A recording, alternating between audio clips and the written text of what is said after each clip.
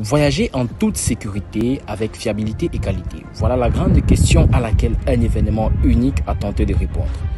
Au cœur du palais des Congrès de Yaoundé, des centaines de passionnés de voyage, d'entreprises et d'institutions publiques se sont réunis pour échanger et proposer des solutions concrètes pour booster ce secteur vital de l'économie camerounaise. C'était le salon du voyageur. Quelques participants vous partagent ce qu'il faut en retenir. Oui, le salon du voyageur, c'est un événement qui m'a intéressée parce qu'il parle du voyage. Et quand on sait que le voyage est un secteur qui apporte gros à un pays, à l'économie d'un pays, on peut s'y intéresser. En ce qui me concerne, je fais dans la location des voitures de luxe ici à Yaoundé, au Cameroun. Donc, je me suis sentie directement impliquée, raison pour laquelle je suis là. Il fallait y penser. C'est un salon, on va dire, innovant.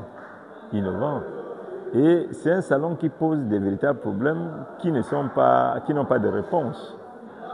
Et c'est vraiment un salon qui répond à une demande. Le voyageur, comme un être humain qui a des besoins qui n'étaient pas connus, mais qui découvre lui-même son rôle dans la société, c'est quelque chose d'incroyable.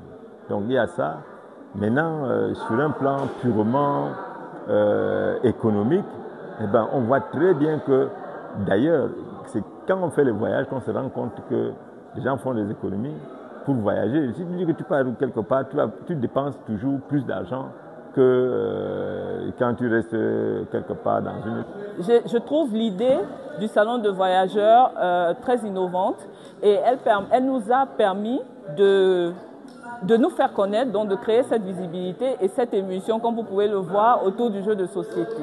Le salon de voyageurs nous amène à comprendre qu'on peut partir d'un point à l'autre et chercher bien à communiquer selon les attitudes de certaines villes, de certains pays. Donc, nous avons donné des exemples aujourd'hui auxquels, dans certaines villes comme le Nord, c'est des gens qui ont facilement 10 ans comme époux dans une famille. Or, pourquoi? Parce qu'ils sont fermés.